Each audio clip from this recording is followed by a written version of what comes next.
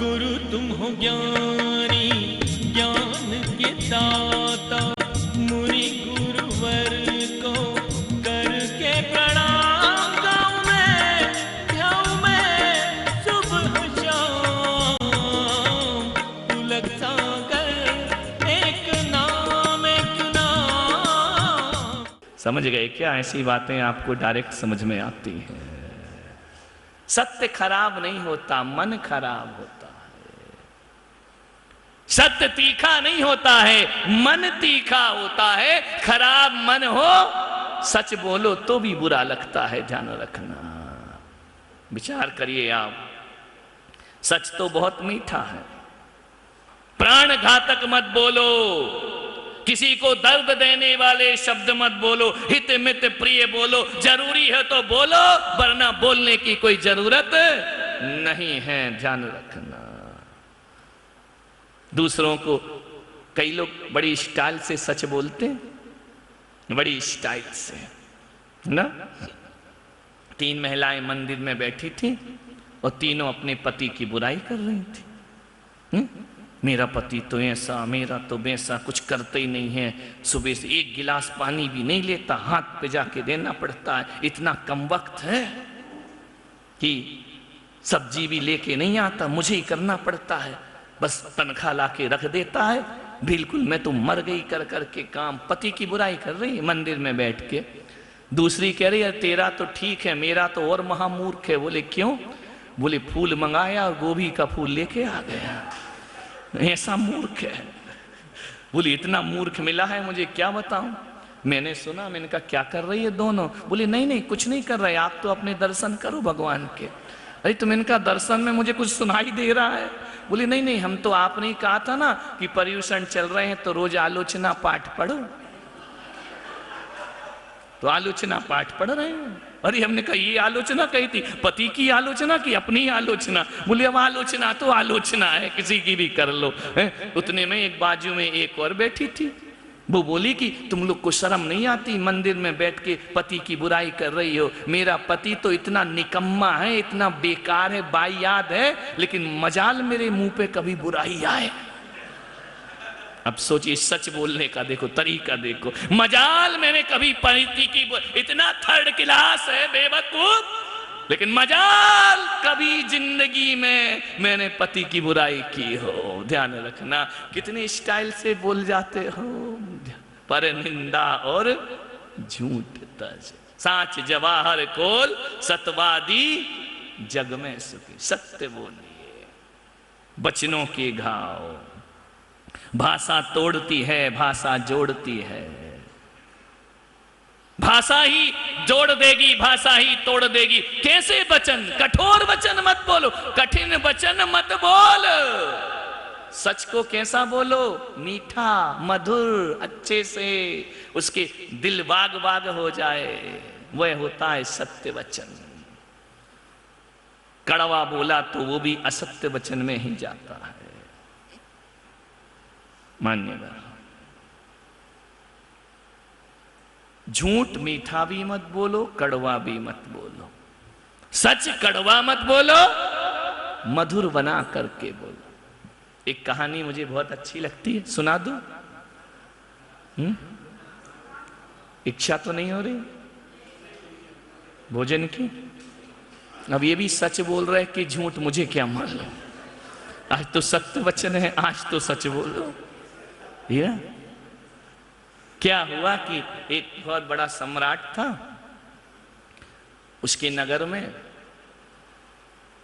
एक उसने सूचना प्रसारित की कि जो सबसे अच्छा चित्रकार हो वह हमारे महल में पधारे, हम उसका सत्कार करेंगे।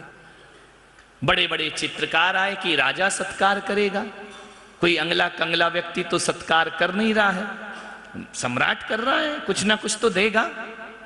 तो राजा ने कहा कि ऐसा करो कि मेरी एक बहुत सुंदर दीवार पे तस्वीर बनाओ, जो सबसे सुंदर बनाएगा मैं उसको इनाम दूंगा। अब राजा महाराज तो ऐसे थे कि किस्मत से राजा बन गए थे तो काने महाराज।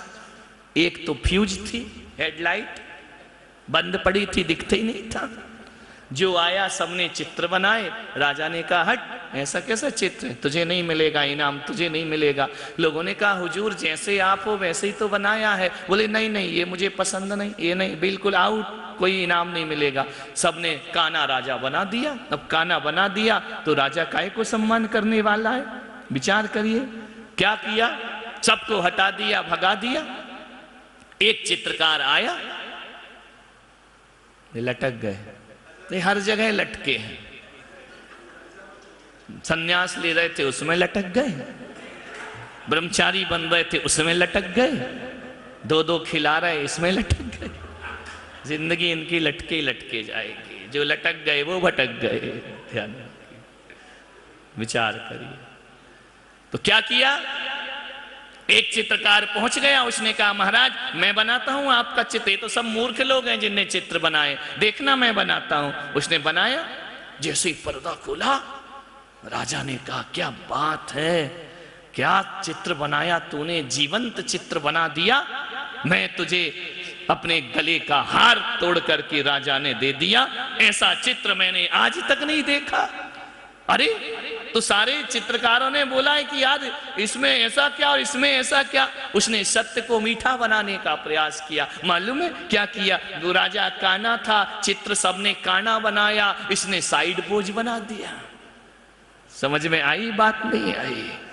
और राजा तो बहादुर था, वीर था। कान्हा है तो क्या हुआ, कान्हे भी बहादुर हो जाया करते हैं। तो क्या किया उसने, राजा के हाथ में धनुष बाण पकड़ा दिया।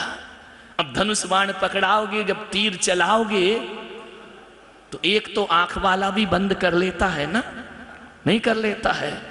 दो आंख जिसकी है और निशाना साधना है तो एक आंख तो बंद कर ही लेता है। अब चित्र भी सही बन गया, राजा भी सही हो गया, और लगा भी नहीं कि ये कान्हा राजा है। उसने चित्र बना दिया कि ये तीर का निशाना साध रहा है। ध्यान रखा, राजा ने इनाम दे दिया। कान्हा ही बनाया लेकिन एक्शन बदल दिया, सबने सीधा सीधा बनाया। सच को कैसा बना दिया उसने, मधुर बना दिया। कौन कहते हैं कि सच कड़वा होता है, हमें उसे मधुर बनाने की कला आती नहीं है। कला बना लो, मधुर बना लो सत्य को। सत्य तो सदा मीठा है, वह कभी भी कड़वा नहीं हो। कहा जाता ना बुंदेलखंड में, काने को काना कहो तुरंत पड़ेगा टूट, वो धीरे धीरे पूछ लो कैसे गई थी फूट। जैसे क्यों रे काना, टूट पड़ेगा तुम पे, बलवान होगा, लठ मारेगा, एक ध्यान रखना। लेकिन धीरे धीरे पूछ लो, भैया जी बड़े अच्छे हो, कौन से गांव से आए हो, कहां से आए हो, क्या कमाते हो, आओ ना भोजन कर लो, पानी पी लो, चाय ले लो। एक बात तो ये क्या हो गया था तुम्हारी आंख में, तो प्यार से बता देगा ऐसे फूट गई थी। और सीधा बोला तो लठ पड़ेगा, एक ध्यान रखना। काने को काना कहो तुरंत पड़ेगा टूट, और धीरे धीरे पूछ लो। ये कला बुंदेलखंडी को बहुत आती है, ध्यान रखना। धीरे धीरे ये महिलाएं घुस घुस के पूरे राज ले लेती हैं घर के। ध्यान रखना, मीठा बोल के सत्य को मीठा बना दो।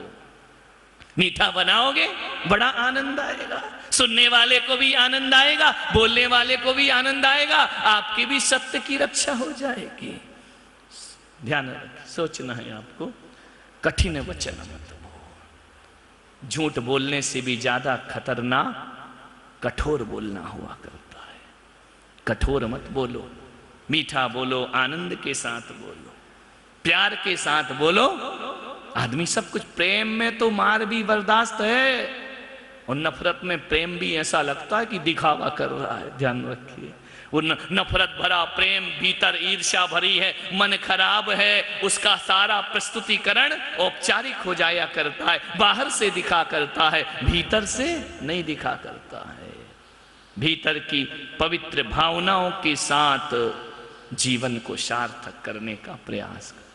सच को, आज एक ही बात सीखना है कि मैं सच को मीठा बना के बोलूंगा। एक कला है, नहीं तुम बहुत अच्छे हो, तुम जैसा अच्छा तो हो ही नहीं सकता दुनिया में, लेकिन हम चाहते थोड़े और अच्छे बनो। अब ये भी तो एक प्रकार से यही कहा जा रहा ना कि तुम बुरे हो, लेकिन बुरा नहीं कहना, कठिन वचन मत बोल, तुम बहुत अच्छे, तुम्हें तो सब आता है। आता है ना? अच्छा कौन होता है? अच्छा व्यक्ति कौन होता है?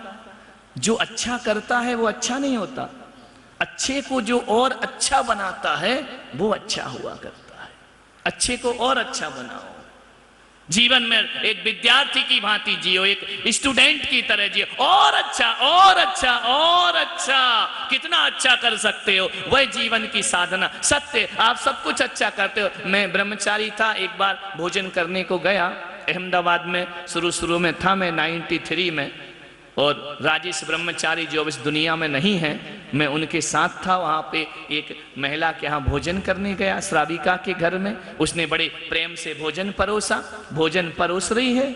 उसकी छोटी बच्ची आई, उसने भी कहा कि भैया जी आए हैं, भोजन परोस दो। उस समय हम लोगों का बड़ा मान सम्मान था। आजकल का तो मालूम नहीं, ब्रह्मचारियों को पूछें कि नहीं पूछें, लेकिन नहीं, इनकी बात नहीं कर रहे, इनको तो हम भी पूछते हैं, दुनिया पूछे या नहीं पूछे कि भैया जी खाया कि नहीं खाया। आचार्य महाराज ने आदेश दिया था कि ब्रह्मचारी मौन की परोस भोजन। भैया जी को जैसे ही भोजन परोसा, उसने पापड़ रखा, नमक रखा, अचार रखा, पुराना सड़ा सड़ाया नहीं, तुरंत वाला, है ना, नहीं तुम अचार समझो वो बरसों पुराना है। जैसे ही रखा, उसकी माँ रोटी बेल रही थी, रोटी बेलते बेलते उस बच्ची के हाथ में एक बेलन मारा, बोली कुछ नहीं, तड़ से बच्ची ने यूं कर लिया। हमने कहा यार ये कहाँ की महाभारत में खाना खाने आ गए, हम भोजन कर रहे हैं, मारपीट चल रही है। एक मारा, बच्ची एक शब्द नहीं बोली, कुछ नहीं। हम लोग का भोजन हो गया। बाद में हमने पूछा कि देवी तूने इसे मारा क्यों? हम तेरे यहाँ भोजन को आए, तू मार रही है। मालूम है उसने क्या बोला कि भैया जी हमने इस लड़की को 10 बार समझा दिया। मैंने कहा क्या समझा दिया? ऐसे समझाया? बोले नहीं, पहले तो वैसे समझाया था, इस बार ऐसे समझाया। मैंने कहा मतलब क्या है? बोले इसको 10 बार समझाया कि थाली में नमक कहाँ रखते हैं, अचार कहाँ रखते हैं, दाल की कटोरी कहाँ रखते हैं, पापड़ कहाँ रखते हैं। इसको समझ ही नहीं आता, जहाँ अचार रखना चाहिए वहाँ कटोरी रख रही है सब्जी की। अब जिंदगी भर नहीं भूलेगी, ध्यान रखना। जब एक हाथ में पड़ गया ना, बच्ची भी संस्कारित थी, एक शब्द नहीं बोली। आज की होती तो 6 सुनाती कि ये पड़ा है, तू ही परोस, तू ही खिला, मैं चली बाहर। हमारी मंजू जैसी होती ना, थाली सुदर्शन चक्र बना देती, ये रखा तुम जानो, तुम्हारे भैया जी जाने, हम चले बाहर। ध्यान रख, नहीं संस्कारित, उसने कहा कुछ नहीं। अब ये जिंदगी भर याद रखे। अब सोचो जो माँ अपने बच्चे को ये सिखा रही है कि थाली में कैसे, ये तुम लोग थाली दिखाते हैं ना चौके में, पता चल जाता है किस संस्कारों की हो, ध्यान रखना। ले महाराज थाली देखो। एक जगह तो और दुर्घटना घट गई। हम पहुंचे, नया नया गांव था। अब पाद प्रक्षालन के बाद बोला सबने, पूजा के बाद महाराज को थाली दिखाओ। अब एक औरत आई है, वो अनबूझ थी, कुछ जमस्ती नहीं थी, अंदर गई, स्टील की चमचमाती थाली लाई। बोले देखो थाली। अरे मैंने कहा थाली देखो। वो समझी कि महाराज को चेहरा मेहरा देखना होगा।